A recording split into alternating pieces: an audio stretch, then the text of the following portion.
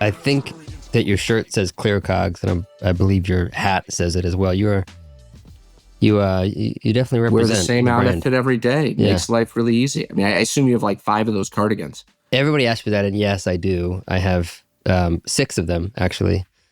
And I have a bunch of these T-shirts, and it's just the same thing every day. I get cold inside, so even when it's hot outside, I keep a cardigan with me.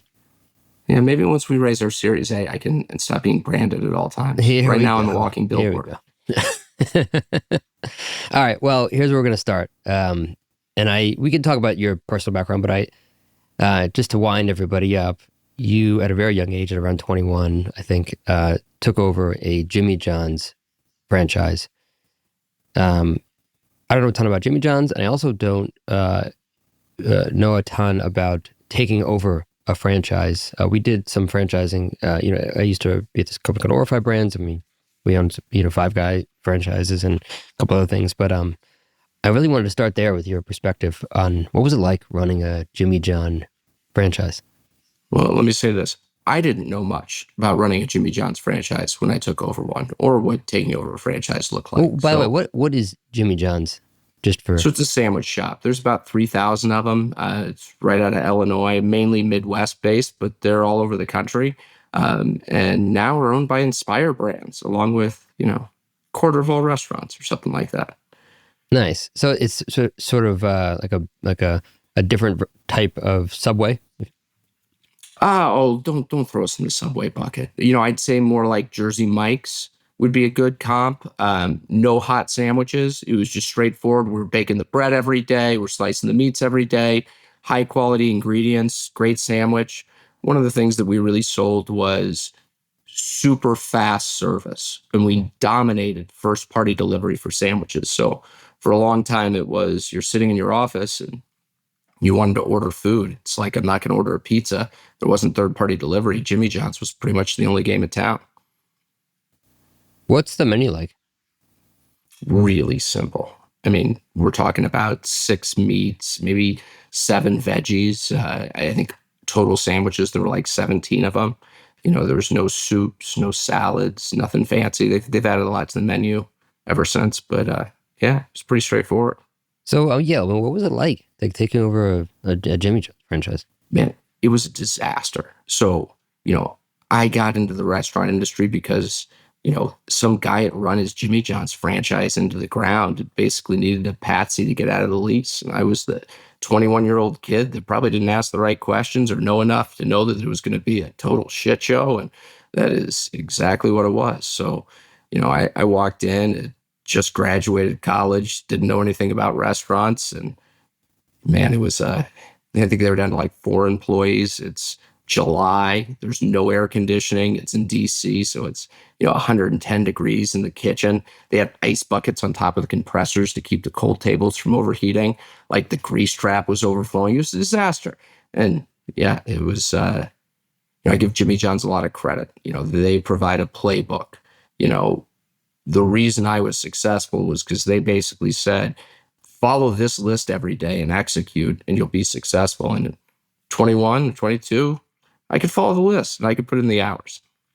So why did you take on a Jimmy John's franchise?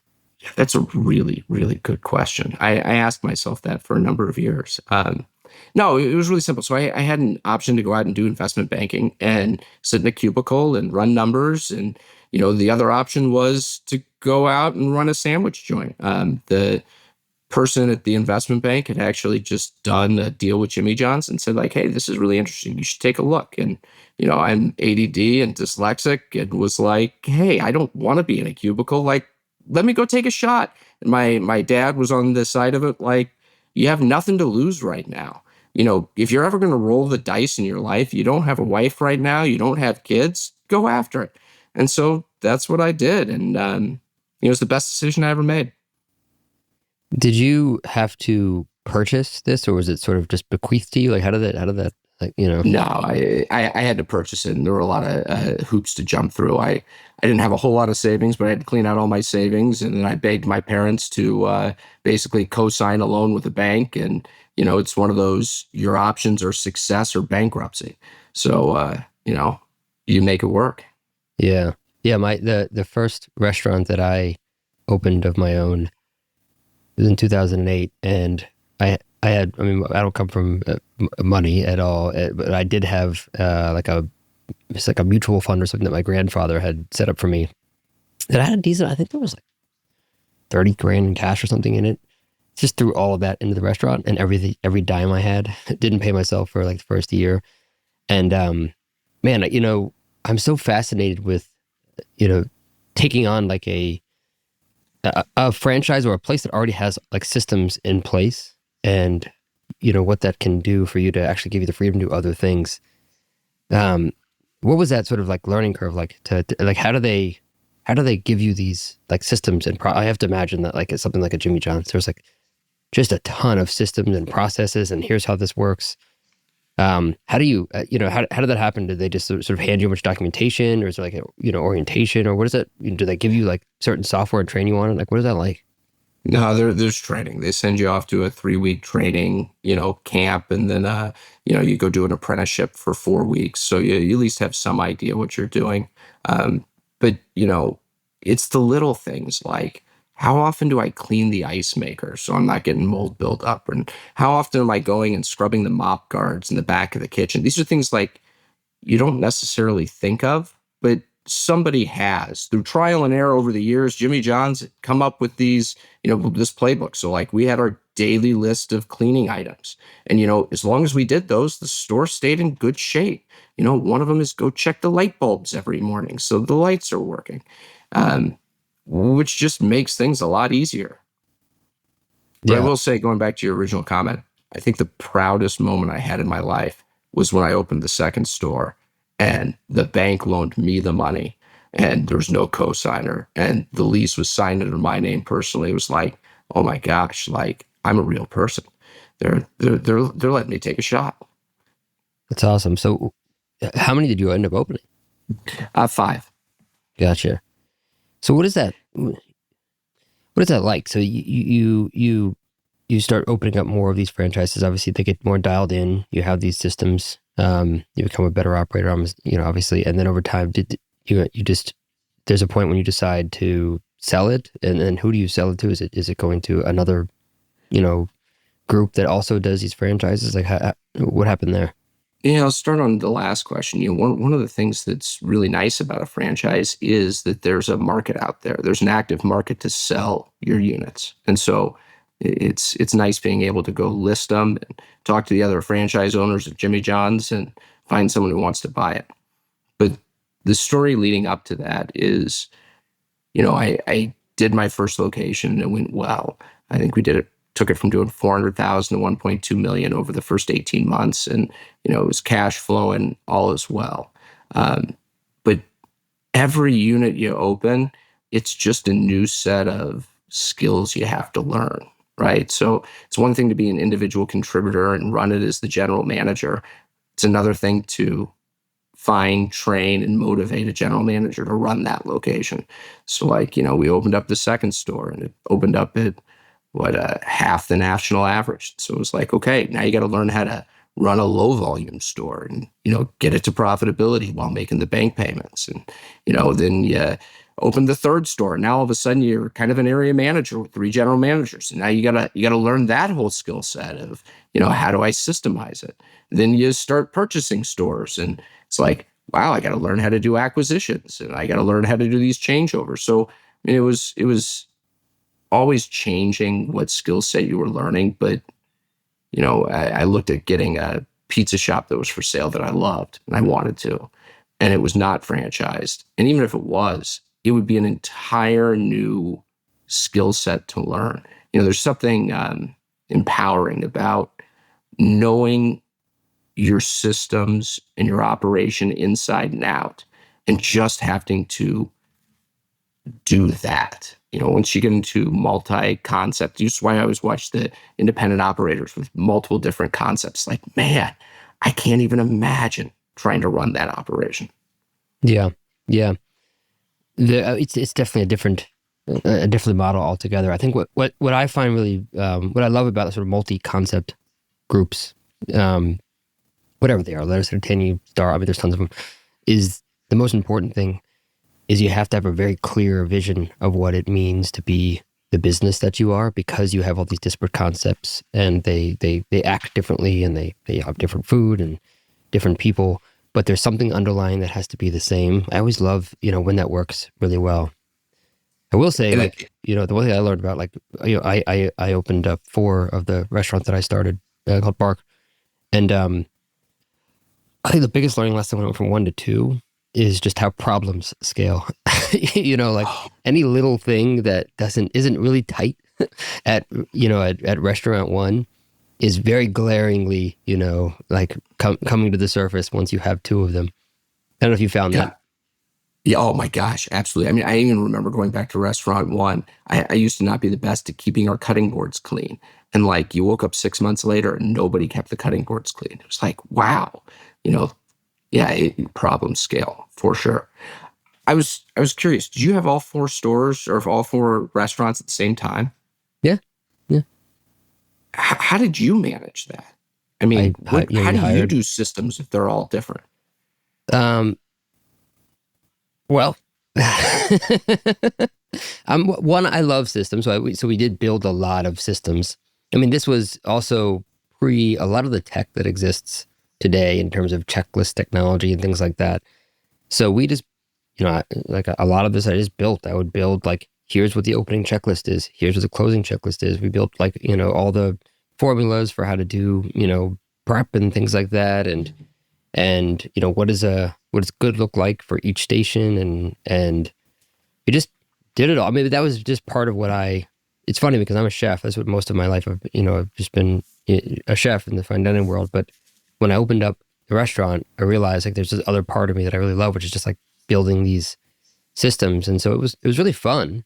I think for me, actually, what was not so fun about it is, and this is the flaw that I think that the mistake I think I made was going too far in the direction of creating systems as opposed to developing people that can think independently. And that, I think, is the toughest thing to do as you scale.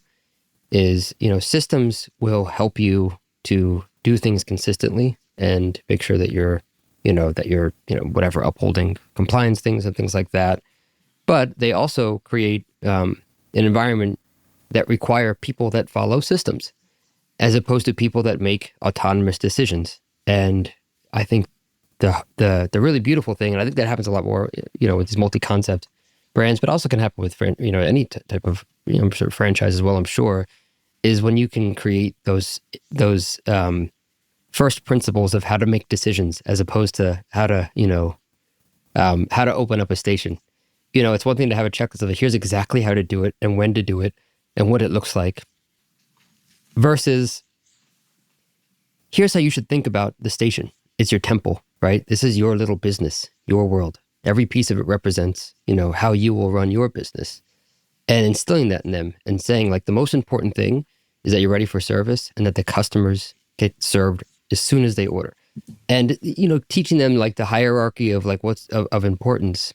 I found that over time, the systems, you have to continually update them because things change. You get a new type of dishwasher, you get a new prep fridge that requires a different setup or something. But what doesn't change is how you think about the operation.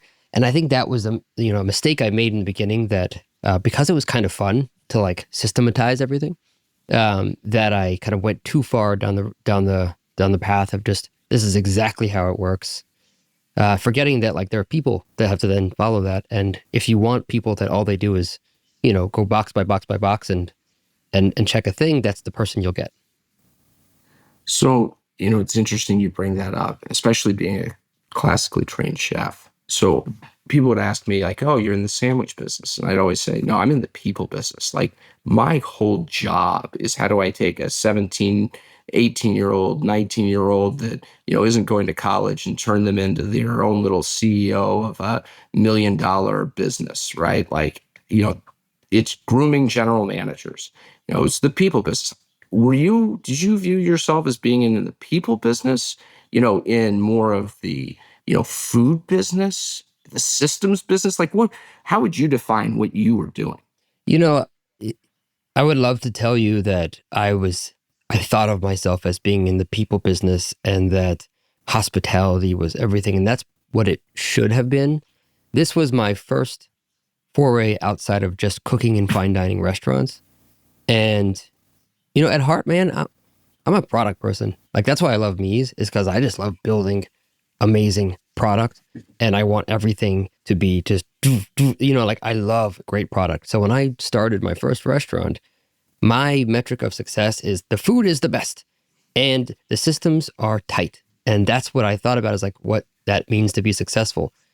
Instead of saying my team is happy, my team is motivated, they know what the North Star is, those things that, the way that the customers feel is because we do X, Y, Z, right? And, look, we had a successful business. It was, people loved, the restaurant primarily because of the product. There was good vibes and things as well. But like, I would love to say that I thought of it that way. Now, today I do, running, my new company. I realize that people are like, they're not like just the most important part of your business. They actually are your business. And once you realize that, things really change. But my dumb brain, like in my 20s and 30s, I just didn't click for some reason, But I wish I had, because I think things probably would have been a little bit different, at the very least for my team. But I think I was more of a, this is a product. Yeah, we didn't have an option. If you can't control the product and you can't control the systems, all you have is, investing yourself in the team and the execution. So, it's the thing that I loved about franchising. It's the thing that made me successful in franchising. It's also the thing that led me to get out of franchising, because I always wanted to do the 5% that wasn't in the playbook. Mm-hmm. How do you innovate, do something new, play with some of those other constraints? But you know what, Matt, that's part of what I love about this premise of franchising is, and just generally the premise of like setting up these systems. It's a very similar premise to mise en place, in that like you can't really innovate and be creative unless you have all your shit together, right? Where like you are totally ready for service, so that when these curveballs come or you want to sort of, iterate on something, that you can. And in the same breath, like, I love the idea of an operation like Jimmy John's, where you like handed this playbook and it's like, here, follow this and you'll be successful. Because then, those table stakes things are like taken care of, and you can start to think about, okay, how do I actually motivate my people? How do I get them to make better decisions? How do I make them happier? Because you have like the brain space to think about that, as opposed to thinking about, how do I make sure everybody does this thing the right way? So I kind of think that's and by the way, I'm speculating because I've never No, I run a think you're franchise, dead on. And I think you can even throw in there the skill set match. What's it take to be a great restaurant owner versus being a great chef are two very different things. So, if you take out all of the culinary and chef side of it, it opens up to a much wider population of people that could ultimately run a successful operation. Yeah. It's funny how it just really does sort of ladder up, right? It's like you can be an incredible cook, but that doesn't mean that you're going to be a great, manager of chefs in the kitchen. And you could be an incredible chef, but that doesn't mean that you're going to be a great restaurant owner. And you can be a great restaurant owner, and that doesn't mean that you're going to be a great multi-unit, like operator. And they're all very different. To your point, what you started this with, that's what's fun about this, right? They're very different skill sets. You have to kind of learn different things along the way. It's my favorite thing about Chick-fil-A. There's one other requirement if you're going to go open a franchise. You have to have money. Chick-fil-A is kind of, broken that out, where it's like, hey, we have a model where we want to bring in the best operators that are going to do the best job, but we're going to remove the constraint of capital. And, I think that's one of the reasons they're so successful. That and the fact that, I'm not going out to own 10 or 20 of these. I'm going to have one, maybe two. And this is going to be my life. And, it's going to be a community affair. Yeah. All right. So we talked about franchising for a while, but you have a t-shirt on that says ClearCOGS. You got a hat that says ClearCOGS. You got a little emblem in the back that I'm pretty sure is representative of the brand ClearCOGS. So why don't we get into that, right? We're going to get you a ClearCOGS little cardigan. There you go. I appreciate that, man. Well, pretend I'm a 5-year-old. What? Explain ClearCOGS to me. What is it? As a 5-year-old, we tell the bagel maker how many bagels to bake in the morning so that they don't have waste and they don't run out. If you're a barbecue restaurant, how many briskets do I need to smoke tonight so that I have the right amount tomorrow? That's Uh, simple. I love that. So, and if I'm someone in the tech space, which, by the way, I didn't know that you also learned to code before you started ClearCOGS. Did you build some of what ClearCOGS is today? Oh God, no, that wouldn't work. You wouldn't want my code anywhere near our systems. But I know enough to be dangerous. I wrote a couple good algorithms, but there's a difference between writing an algorithm that functions and creating enterprise grade software. Yeah, yeah. So I'm super interested about this space. I remember again prior to running Meez, I was the CEO of this restaurant group called Orify Brands. We had a bunch of different concepts, and we're acquiring other brands. And our parent, well, our main investor had this sort of data team of machine learning and AI and just running all these models for us to try to understand how to forecast revenue. This was back 2015 or something, and we had a really hard time getting um, getting better than like a trailing 12-week forecast. And so from what and it sounds like you guys you're sort of figured out some of this. And what I from what I understand from ClearCOGS is like the key here is that you're able to predict sales at a menu item level. Is that sort of the bedrock of kind of what you're doing? Yeah, I mean that's the bedrock. I mean, it comes from my experience at Jimmy John's. One of those things that wasn't in the playbook were some, let's call it game time decisions. It's 2 hours prior to close. Do I have enough bread or can I shut off the ovens? That's not something that we had a clear answer for. So you'd stick your head out the door and look around. What's the weather like? Are there people at the bar? And then you'd come back and guess. And it's always an emotional guess because you don't want to run out and deal with a bunch of angry customers. You would almost always overbake just to be safe. Yeah, it's maybe $5 or $10 a day in waste. Like it's not something that, it should keep you up at night. And so we really went in to figure out how do we solve that specific problem? It was the first problem we solved. And the answer was, we're not going to do sales forecasting. We're not going to look at PMIX. We're going to go look at how many sticks of bread you're using every 15 minutes for the past 10 years and how the day of the week and the time of the day and the weather and what's on your menu and, local events and all of this limited time offerings, how all this plays into what is the right amount of bread to have. And we found that that wasn't enough, right? Going and doing the forecasting is great, but it's still not usable for an assistant manager running the night shift. We then needed to figure out how do we optimize all of the output of these machine learning models into a single number. At this store on this date, the magic number is 18 sticks of bread. It'll keep you, you're going to run out 4 times this year, but it's going to be the optimal profit to cost benefit ratio. So do you mind if we dig into the nuts and bolts of how that works? So you are ingesting historical sales data, you're ingesting weather events, well, let's start with events, right? Because this is one of the problems we had, right? It's like we got to pretty close number, right? And the problem would be the New York City Marathon is next week. Election Day is on Tuesday. The subway station at 23rd Street is closed down for the next 4 weeks. There's a march happening. There's a sale at this place at the Couture spot across the street, and all these things would actually impact, especially in like a very densely populated area like New York City. They would impact business sometimes pretty significantly, or they're doing construction on a road. Like, how does all that get fed into the model? It doesn't. So it's really simple. If you have basketball games that happen at that college and it's a regular schedule and it's happened every season, these are great events that we can work into the models that'll help forecast it. But we have I was talking to somebody earlier this week, barbecue place out in New York, and they were like, we're having the president come speak, or I think it was president speaking or debate that's going to be going on in 3 months. And it was, hey guys, I can't tell you what that's going to look like.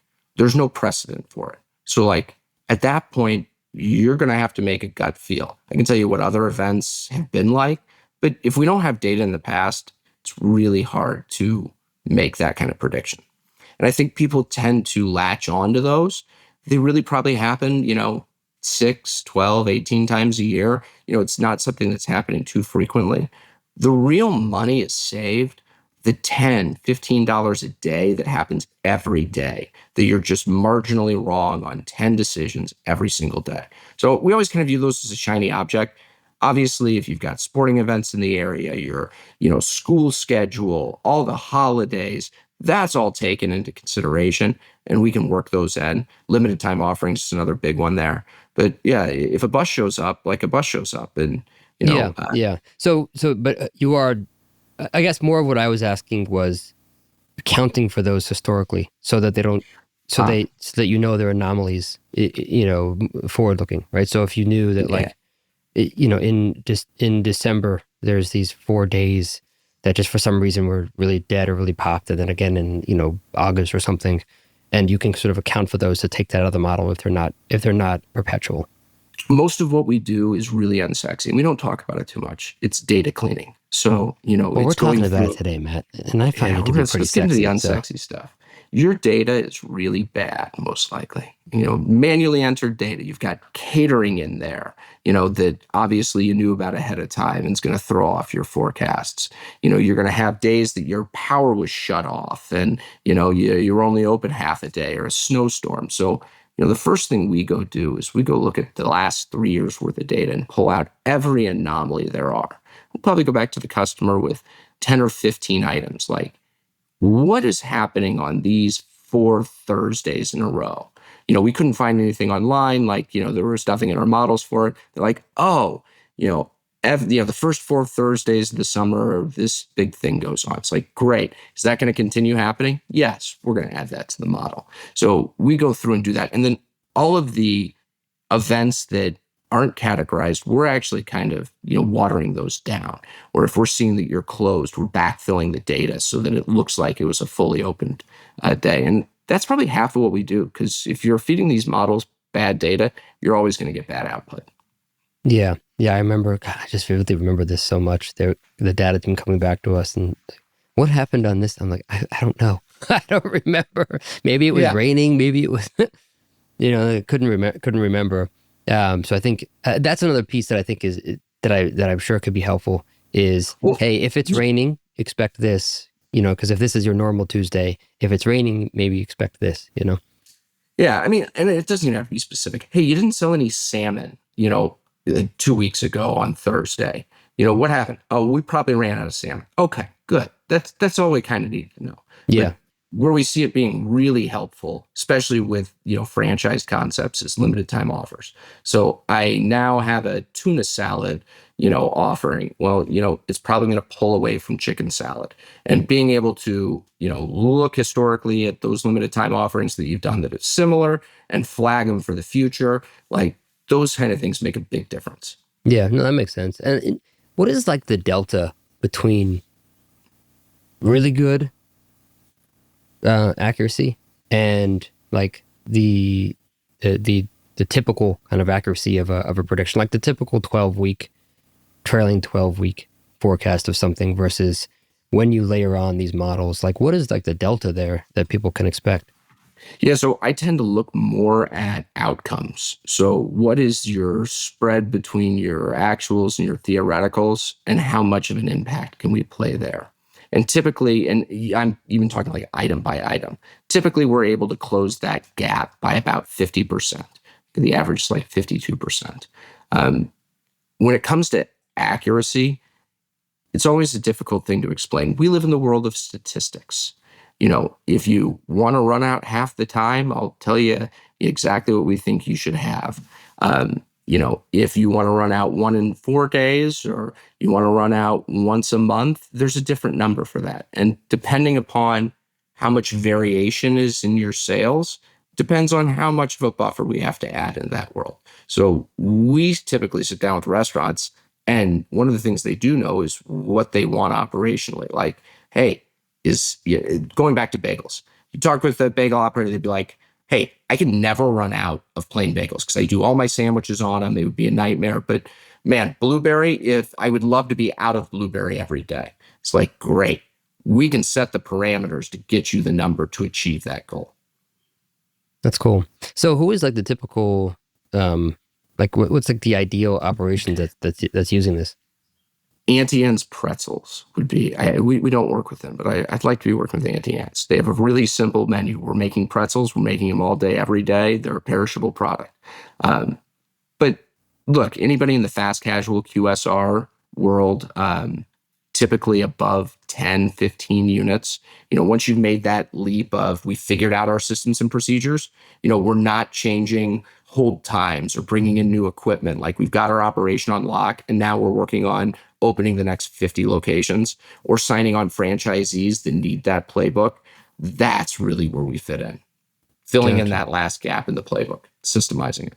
Got it. What do you think like the future state of this looks like? So you guys are building this model now that obviously it keeps getting better, I'm sure. Fast forward 10 years from now, what do you envision this being? We just got our trademark in for the restaurant co-pilot. I think that's probably a good synopsis of it. How do we create that fractional CFO, COO that sits on top of your data and answers the question, what do I need to know today? Tomato prices are up by X dollars. And if you want to keep your profit and margin in line, you need to raise prices by X, Y, and Z. We find that when you've got these models, they're not just applicable to, prep and production, but they're also applicable to ordering and labor and, all of these other, pricing, you name it. Having one consolidated demand planning system that works in sync across food and labor and everything is really where we look to sit. So opening it up to answering any question and not just the predefined, preset questions that you need every day. Got it. So is the idea that you want to connect with all of the disparate systems that a restaurant is using, their labor tool, their recipe or inventory tool, their P&L, and just connect to all of those disparate systems and kind of sit over them to pull out and we kind of insights? already are. A little less on the P&L side of things, and a little bit more on the operations management side of things. But, I love a world where, you ask your smartphone, how much bread should I have up right now? And I get an answer. If I were to offer this limited time offering, how would that affect my revenue? And what would I be selling less of? These are things that between the machine learning forecasting models that are available today and, these large language models, I thought we'd be years away. And now I feel like we're a couple quarters away from really being able to answer all of that. That's awesome. And then are you sort of connecting to multiple models? Like, are you like leveraging GPT-4o and Meta or Lambda, like any of these models or multiple models? Like, how are you interfacing with them, or not at all? Well, so this is where I used to be able to truly understand exactly how everything worked on the modeling side. Now I have a conceptual idea of it. So we use a dozen or so different models. And when we go through and look at forecasting, whether it's labor or food costs, we match that specific demand pattern up with the optimal model for that demand pattern. And then it gets featured, engineered to around like, all right, what's the best way to use this model? And this all happens like automatically. And this is why it's so difficult to do in restaurants. It takes 12 models with a bunch of different features on them and getting all of that right to even get the right output before we even optimize it for your, set goals. Yeah. And is there have you found that there's like that GPT-4 or Lambda or something works better for one versus the other, or are those models you actually use? Or for the large language side, we've done most of it on ChatGPT, and it's gone great. I have no complaints on it. I don't know if we've really played around with the Lambda side of things too much. Gotcha. They Yeah. still really struggle with math. I think that's one of the, the findings we've had is that, you feed it a bunch of restaurant data. It may be able to tell you what your sales were yesterday, but it does a really bad job of trying to figure out what's going to happen in the future or what are those key metrics. It's bad at the math stuff. So we find that for us to effectively use the models, we have to pre-process all the data, get it down to those key individual, you're going to use this many tomatoes tomorrow. And by the way, this is the price of tomatoes. It could then tell you, the total dollar amount of tomatoes you're going to use. So we spend a lot of time pre-processing the data before we ever even get it to you got to those tee it up large language models. That's interesting. So, you've been talking a lot about like all the data that you have to sort of pull in. Unsexy stuff, I believe was what we call it. One thing I'm curious about, because we get asked about this all the time, and it's just a thing that everybody at least in the restaurant space needs and talks about, is POS integrations. And I'm curious, like, hearing from you, because clearly, like, I'm sure that's a big part of what you have to do is like connect with POS systems. Like, what's the work involved for people that don't know in like integrating with a POS system? So we just integrated with Toast and are on their marketplace. It took us 18 months to go through that process. What was 18 months? What does that entail? Toast is a special company. Like, they are the 800-pound gorilla in the room. Everyone's using Toast, and Toast is very selective on who they want to put on the marketplace. And so a lot of it had less to do with the business side or the technical side and more to do with, are you the right brand to be on our system? But, I would say that the problem that we face on the integration side with POSs is more to do with the fact that there are so many of them and it's such a fragmented market, and that everyone has a different data structure and everyone has a different way of doing their mappings and modifiers. So it's having to learn all of those systems and then standardize the data in your individual system. And, I think one of the frustrating things, I'm sure this is the case for you, every tech company has come up with their own way of standardizing it, and it's different from the other guy. So like, our data probably looks a lot different than your data. Yeah. Yeah. That's, what? You were mentioning with Toast, like the brand thing, but like, is that really the case? Because they have like if you look at like, whether it's a labor software or inventory software or predictive analytics, like they kind of have all of them on there. What's the discrepancy of like how they decide one versus the other? It seems like it's just like a time thing. If I knew, it wouldn't have taken us 18 months to get on there. Yeah, I'm so curious about that. Honestly, generally speaking, though, once you are ready to do an integration, Toast, Square, whatever they are, what is like is the lift similar for each system for you guys, or is it really just like it's a new world every time you go to a new system? Well, right now we are integrated with like 52% of, if you walk into a restaurant, there's 52% chance that we are integrated with their POS already. So we've built out a fair number of these integrations.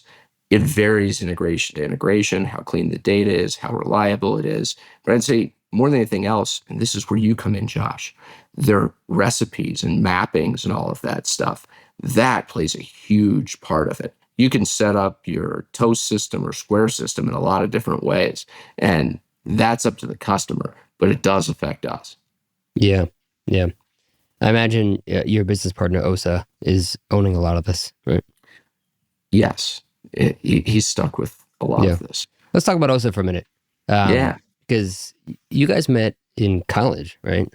No, actually, we met a couple years before ClearCOGS. I was doing some consulting work, and our paths crossed. And it was one of those, like, I got on a call with the guy, and it's like we just hit it off. And so I did some advisory work for him, free of charge, while he was running his last startup.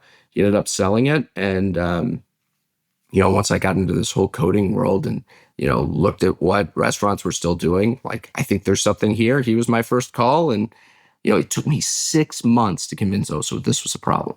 Literally, we talked with hundreds of restaurants. He's like, I just don't believe it. And one day we're sitting there and there's a guy with a pencil in his, ear. And he's like, what is that? He's like, oh, it's my pencil. Like, he's like, why do you have a pencil? He pulls out his clipboard. He's like, I write all my stuff down here for what I need to do.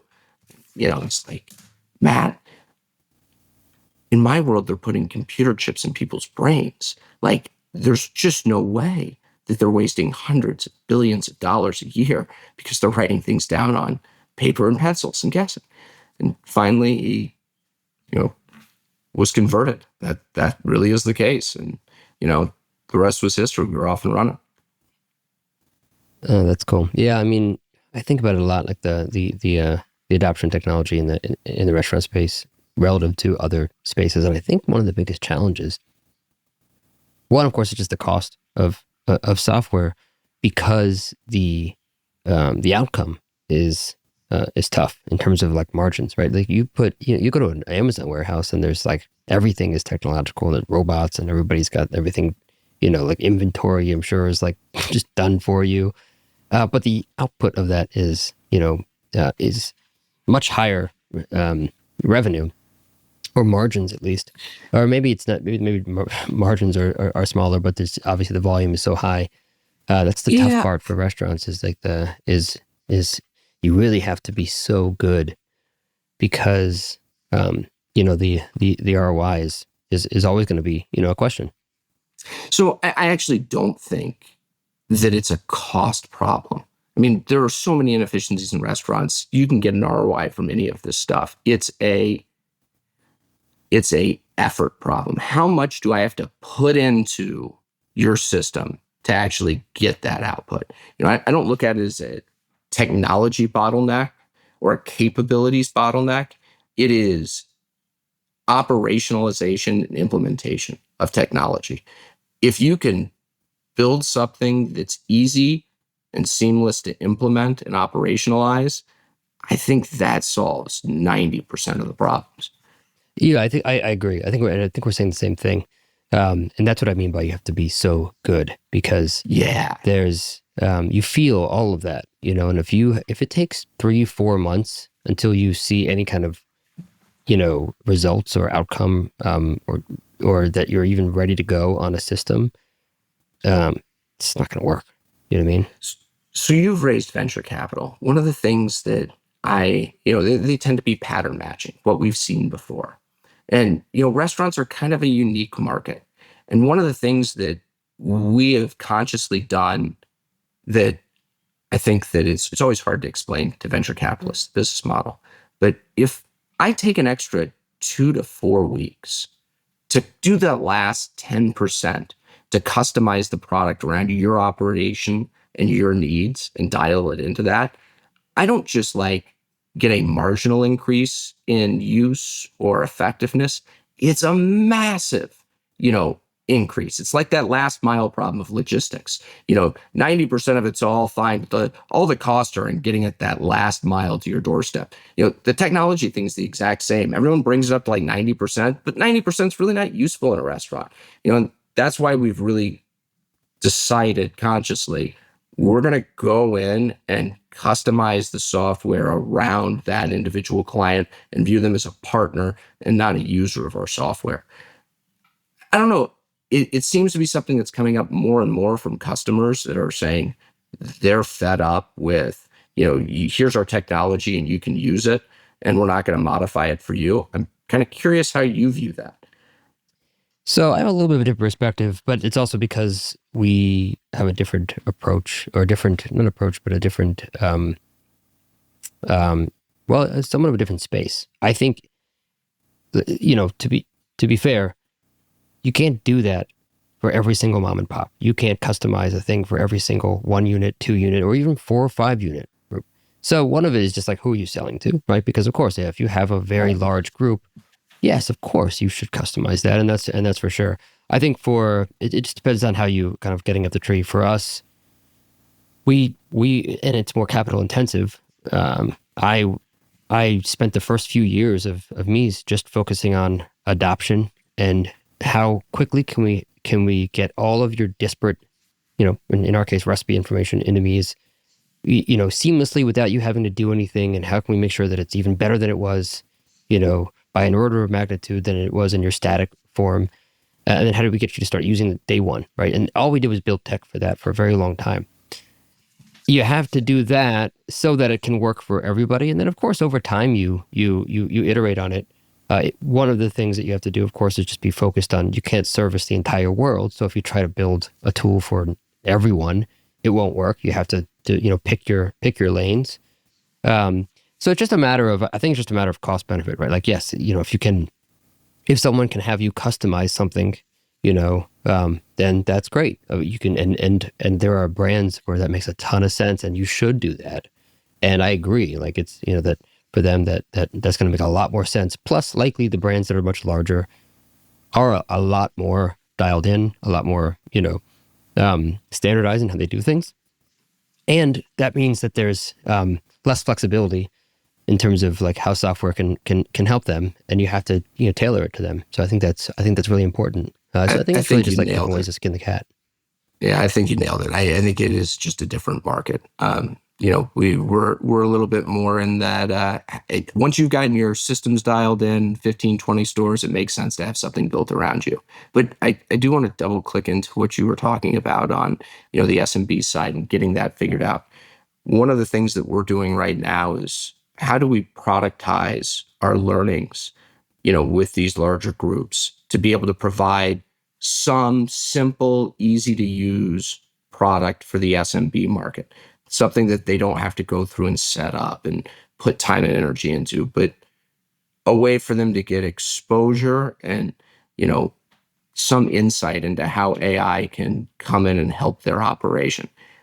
One of the hardest things is restaurants have such little bandwidth that, they're not sitting in focus groups. They don't always have the time for feedback. How do you learn from your customers as to what to build, and where do you get those signals from? Yeah, well, I mean, there's a number of ways. One, we do we do surveys, but the majority of what we do is actually look at their actions. So we spent a lot of time building infrastructure to understand all the things that are happening with each customer. How many recipes are you creating? How many ingredients have cost? How long did it take you to add those costs? Where did you get stuck? How did you get stuck? Why did you get stuck? What button did you click by mistake? What words did you, like all the things that it's, it takes a lot of information and data and volume to see like, oh, got it. That workflow right there is really confusing. We need to create, more clarity around how to get to the end result. And it's just a lot of like analyzing the product. I think what I'll say is it took me a long time to learn this. And I think we're lucky that like we just, unbeknownst to me, because I don't come from tech, we just happen to be going down this route. It's like the sort of the product-led growth, is sort of like that self-serve motion of building a product that people can just pick up and use, is something that has to be fundamental to your business. I believe, because it's sort of like deciding I want to be, the number one restaurant in the world or something. But then just kind of like, kind of going about it the same way that you would, just a nice, around the corner type of restaurant. Like, you want to be the number one restaurant in the world. Okay, I have to have the greatest ingredients. I have to know exactly where my pears are coming from and my turnips, and I have to have a very clear vision of this thing, and I have like my service needs to be like this, and all these things that like are so much time and energy and cost. But that's a different route, right? So like there's that sort of, it takes a lot more product building and a lot less on the customer facing side of like the customizations and things that you're doing. So for us, like it's just such a part of like the day to day for us, is we're constantly looking at, and we have a lot of tools in place to help to understand, like what are the journeys that people are taking, and if they get stuck, what correlations can we find as to why they got stuck? Is it an onboarding thing? Is it like, in the self-onboarding, did this happen or this? And is there a button that got in the wrong place, or did we not word that the right way? Or, when they type, do we need to have more fluidity of the language model to make sure that like this thing doesn't get stuck? And there's just it's fun, but it's just a constant, it's like a daily, iteration. And it's only been 3.5 years. And I feel like it's only in the last 4 or 5 months where we feel really confident that someone can just kind of like pick this thing up and start using it? Knowing you and listening to you talk about it, I imagine it takes great self-restraint for you not to get in there and be like, no, the button should be here. We need to do it like this. I'm We need terrible, this dude. feature. I first of all, the first like year and a half, my poor CTO, she was just like, because I don't even know, and I'm like telling we have to build this, we need this and this, and now I've learned, how to step back. But I was, I was a madman, and I still, again, like I just love product, man. I love like ideating and coming up with like what is like the perfect state of what this thing could be, and how do we like just like shift the paradigm of how people think about doing a thing. And I love that. But it's a different way of going about things, and I think it does service more people.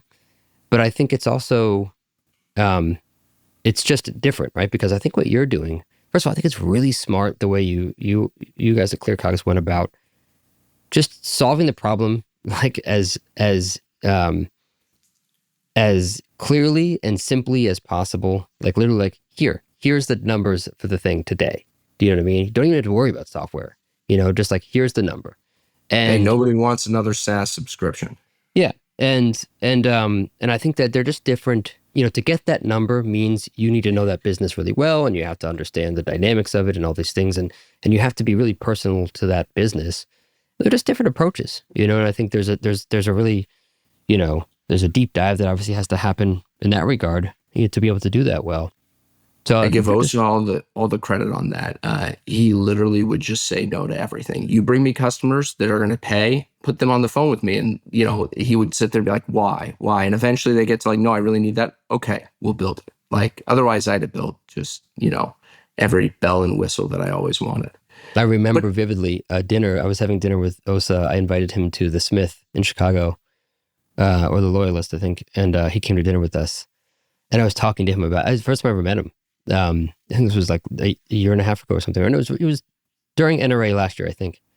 And I was talking about product, and I vividly remember that about Osa, like telling him like the most obvious thing that like yeah, you should do this, and he's like, nah, not yet.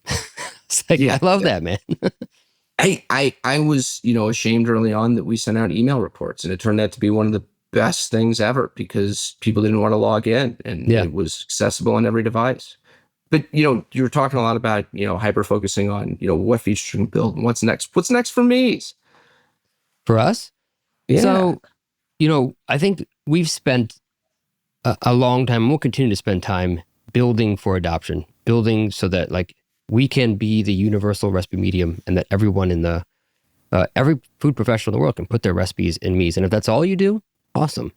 And now, of course, we've layered on things for your business, like menu engineering, profit optimization, like the inventory, and of course, because you can get nutrition and allergen analysis. So much that you can do with sort of training and and making sure that your product's consistent. We're doubling down on that with some more products that we're rolling out. What's cool about where we're at today is, one, we have like over 1 million recipes in meez from all these, all of these restaurants. And because of the way that we focused on making sure that day one, like these recipes are structured, even if they look beautiful, like the thing that you would use in the kitchen, on the back end, they're so structured, and all of that data is dialed in, all the yields and conversions and stuff, that like now turning on these additional like features for people is like really pretty easy, actually. It's just about creating a really beautiful interface. So I'm pretty excited about some of the stuff we're going to be doing in terms of production and things like that. I imagine that, we're not far from a world where you could use large language models to pull customer reviews and match them up with recipes and understand that, this is how much salt should be in tikka masala, or otherwise people say it's too salty, and have kind of that digital brain of what tastes good. Yeah, well, it's funny you say that. I think we actually do pull in customer reviews and insights, and that's going to be layered into something that we're launching to help you understand how your menu correlates to other similar menus in terms of your profit margin versus theirs, your volume versus theirs, your sentiment versus theirs. so that you can create better recipes.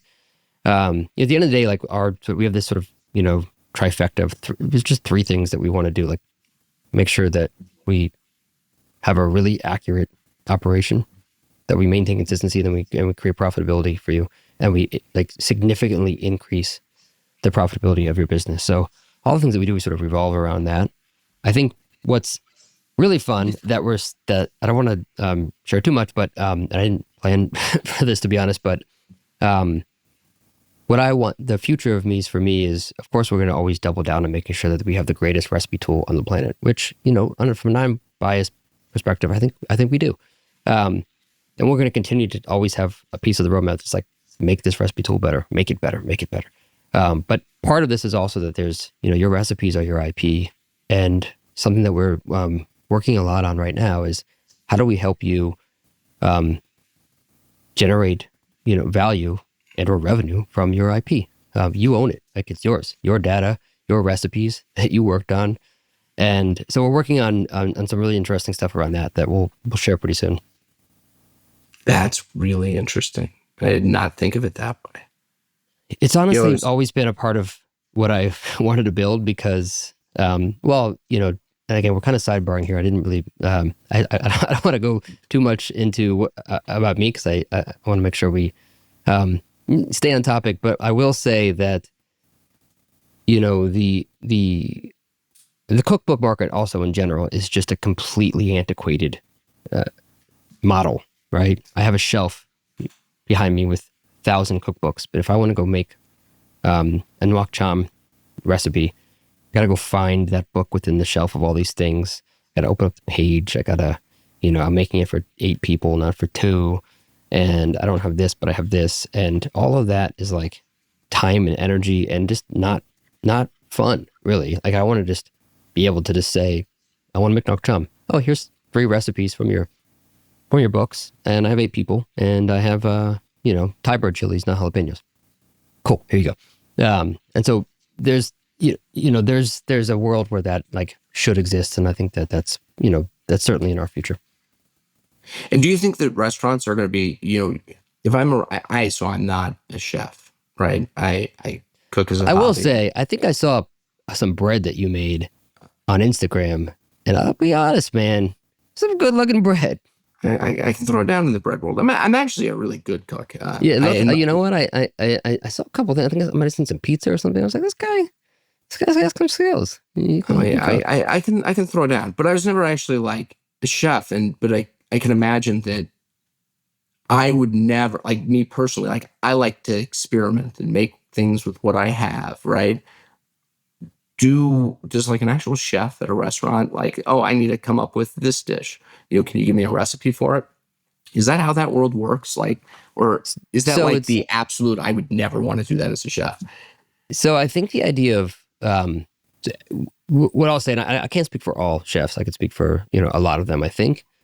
We always make something our own, right? So that said, everything stems from something else for the most part. Either, someone invented, this new chickpea miso, right? So that happens, but it stemmed from miso, right? And a process of miso. And everything is sort of iterative. And so the idea of taking a recipe and making it word for word, one for one, I don't think anybody, we don't do that very often. I don't do that probably ever, right? But I very often will take something and iterate on it, right? And so if there's if Grey Coombs has a lobster thermidor sauce that's his recipe, it's an amazing sauce. I might make it just as is once, but then I'm going to iterate on it and say, you know what, I want to use Amontillado this time instead of brandy. And I think instead of crashing the tomatoes, I'm going to try using cherry tomatoes and burn them a bit. Or, like we make them our own, and that's every recipe. What I will say is that it's kind of chaos if you don't have some sort of frame of reference. Like if I just said nuoc cham, right? One of my favorite sauces. It's a table sauce from Vietnam. It's got garlic and it's got shallots or red onions and lime juice and sometimes rice vinegar and fish sauce and not a fan of the fish sauce. I'm subbing that out. If you like it or not, but it's an amazing sauce. that said, there's a ratio, at least for me, that I've used for years, that I always start with. And I learned that ratio, ironically, from Rick Moonen. And I have iterated on it over the years. So I've tweaked some things. I took out the rice vinegar. Sometimes I add peanut butter. Sometimes I'll add coconut milk or some coconut flesh or something. And, like different things, right? So I'll always iterate on it. But I have that base. So I always have that base to sort of iterate on. So anyone that says I just do everything from the hip, there are some things you do. If I'm going to take a piece of, a ribeye, I'm going to put it on a rack, and I'm going to season it and make sure I season it well from above and let it sit and I'm sear it, and it's going to be delicious. But, the chimichurri that I make with that ribeye, I might, there might be a base for that. And maybe I already just remembered it, right? So I know I'm going to have this much garlic, this much, but there's usually some sort of foundation. And then when you get into baking, it's there's always a foundation, right? I'm not buying that. The bakers love their scientific, everything has to be perfect. My experience in baking is that's not necessarily the case. Depends on what you're baking. I think with something, there's, first of all, there's wiggle room, right? So whether your bread is a 70% hydration or a 68%, for the average person isn't going to have a lot of impact. But if you're trying to make it consistently, you're definitely going to, and then there's some things if you're making a sponge cake or something, there's things that you're following. And again, there's wiggle room. You might not weigh your egg whites in grams. You might just use 8 egg whites, but you're going to have some sort of frame of reference. You're going to say I'm going to add some egg whites. I'm going to add some flour, So Josh, you're a thoughtful guy. I got 2 questions for you. One, today, what is the greatest need for restaurants? What's top of mind for them? And 2, I'm curious your thoughts on, everything you just said made me want to go out and get on meez, get on recipes and make something, right? You guys are best in class. What's the world look like? Is it more of the meezes and 7 shifts, or is it all going to be gobbled up and you can have one of 3 giant POS back of house softwares that have every bell and whistle that's kind of okayish? I try not to predict the future, so I have no idea how that's actually going to all play out. In terms of is everything going to be consolidated or not? Look, there's a world where that could happen, where Toast keeps getting bigger and they start buying the best in class of things. There's a world where that doesn't happen, and things become the best of this and the best of this, and there's there's a middleware that gets created that makes it easier for everybody so that everybody can connect. I don't actually know where that's going. What I will say is, what the restaurants need most, I think, is probably a product of perspective, because it depends on what perspective you're looking at. I'm a chef, right? I'm a product person, so even if I'm thinking about service and hospitality, whether it's food, for me, the most important thing, the reason why you start a restaurant typically is because you're creative and you want to be creative. You want to give the world something, right? So for me, and again, I don't know if this is the thing that all restaurants need, but for me, I want a world where people are creative and profitable. And unfortunately, there are too many times when an incredible restaurant goes out of business. And there are times when a restaurant that is crushes it. That's okay, by the way, because they might be creative in how they think about operations or finance, things like that. But I would love a place where if you work your ass off and you make delicious food and you have unreasonable hospitality, let's say, and you just love that you can also be profitable. And I think that restaurants are really hard, and that too often people fail because of all the odds that are against you. And for me, the thing that I want all restaurants to have is the ability to be creative and profitable at the same time. Man, we talk about that all the time, that the hardest thing to do in a restaurant is create that magic, the magic moment, the service, the food, the ambiance. It's really difficult to do. And yet the people that are creating the magic are disproportionately the ones that are not doing well financially. And yet it's the ones that provide a so-so product that have mastered the cold analytics of the business that are succeeding today. And, AI is not going to be able to fix everything, right? It's not going to be able to create the magic, but man, it is certainly good at the cold analytics side of things. Yeah, 100%. I mean, there's a lot that it will fix. There's, a lot.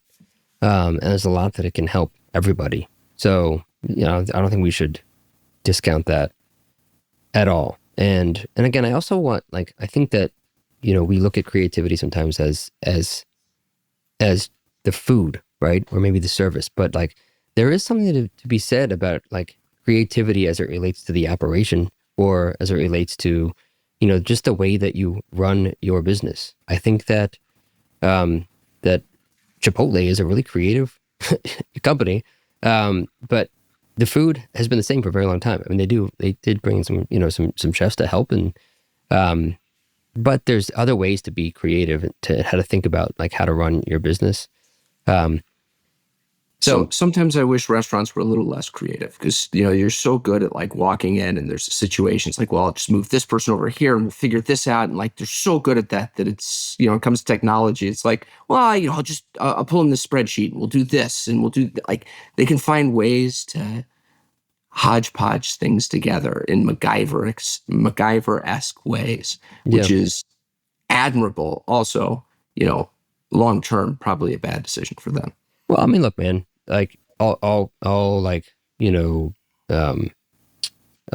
sort of cliche aside, that's on us, right? That's on you and me to make it so seamless that they don't even have to think about it. And it's the same as using that spreadsheet or sort of hodgepodging things together is, and that's what makes me so excited about this is doing that, right? Is they don't have the time and part of it is even when they do have the time, they'd rather spend that time making their food better, making their service better, making their people happier. So these are the things that we can sort of, help with and make it just as easy to use ClearCOGS as it is to pull that spreadsheet up. And well, I mean, and the bar has been set so low, right?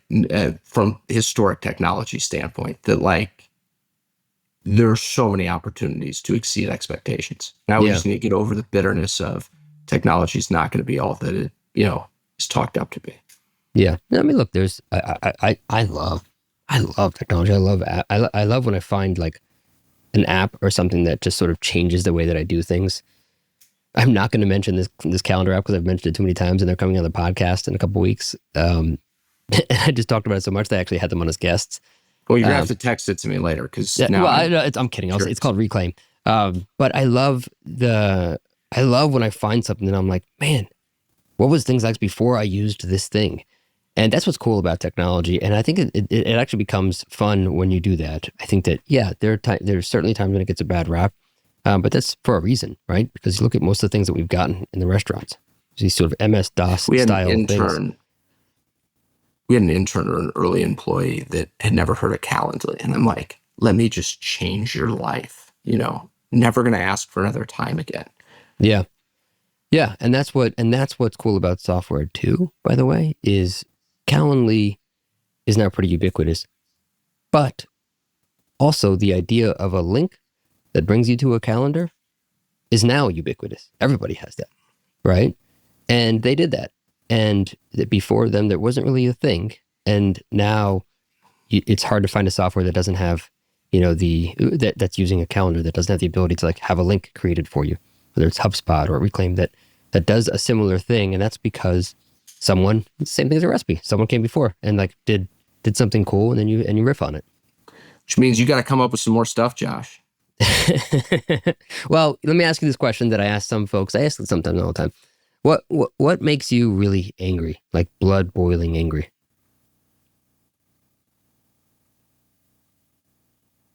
Gosh, I don't get angry that often. It doesn't need to manifest in screaming, but the thing that when it happens just really boils your blood. Okay, so growing up in hospitality, we were very much a team, a unit, right? It's very relational.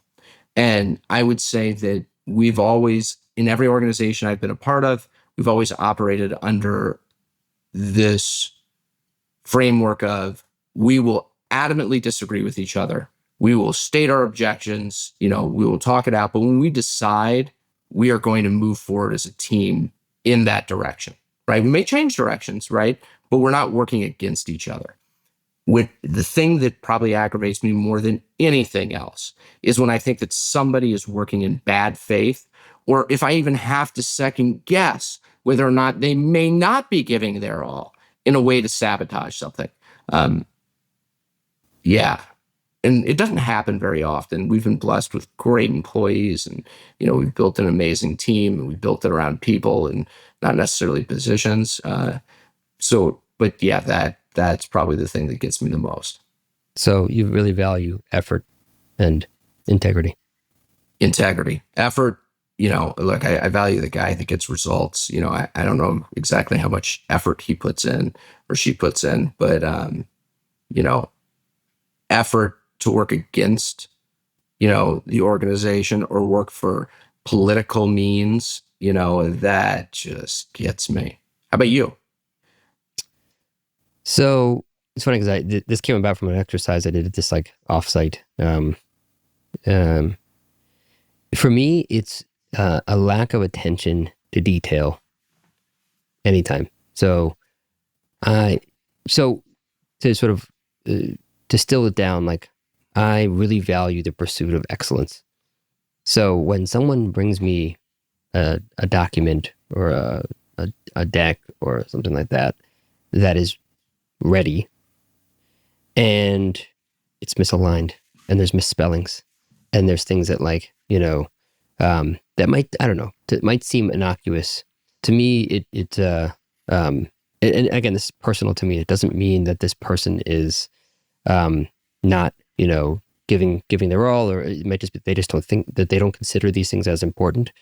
But the attention to detail to me is it's the first thing I notice. I'm like, why bring something if it isn't the best thing you could possibly present? And that's always the thing that sticks with me. Probably comes from my days cooking, but that pursuit of excellence in all things that we do is what I value most, and also what makes me rattles me the most when I see it. On behalf of all of the type B people, we're not happy with that response. You would fire me within 30 minutes. That said, I try to balance that because we have these first principles at meez, and the first one is operational empathy. So in everything that you do is you have to be have operational empathy. But we are results driven, right? So I don't care if you spend 100 hours on something or you spend 4 hours on something. And by the way, I don't care if it didn't cross the T's and dot the I's. If the result that we asked for, what happened, then boom, all good. And that's why it's a personal value for me, because I also understand that it doesn't need to be a company value. I love it when I see it, but I don't always expect it. And I also know that it can't be contradictory to being results driven, because there are very often times when you need to get something out quickly, and that's okay. And that's where I sort of love that distinction between sort of personal values and company values. They don't always have to be exactly the same. Yeah, I mean, look, I think that's a good value to have. I'd say we have the exact same value. You just go about it in different ways. First, our hires is how do we get type A people that are perfectionists around Matt so that, they overcome my weaknesses. It's, again, going back to team building and hospitality, I'm big on how do you build the right team and get the right people in the right places. And then the rest takes care of itself. Yeah, man. Well, that's my English bulldog screaming in the background, by the way, if you can't hear him. Who, by the way, was at the hospital for a day and a half over the weekend. Very stressful. Had pneumonia. What did he have? He had pneumonia. I was terrified. Pneumonia? And he stopped breathing. And so I had to rush him to the vet, and he had to stay overnight in oxygen. And man, it was a rough weekend. My kid also had a fever of 105, was projectile vomiting everywhere. So it was crazy crazy weekend, but he's back now and barking, which is a good sign. Your life is not too dissimilar to mine. We rushed our dog to the ER like 3 weeks ago because he ate an entire thing of sugar-free gum, which apparently is poisonous to dogs. Oh my gosh! And then sick kids. It's the fun other part of the life. Yeah. If you can manage that chaos, the tech chaos makes it it's manageable. Yeah, man. Well, this was awesome, and I'm really grateful to have the time to chat with you longer. Usually we have quick meetings. You usually are like, I gotta go. I got another one. So I'm glad that we found, some more time because you're a busy guy. We're all busy here and we found more time to chat today. So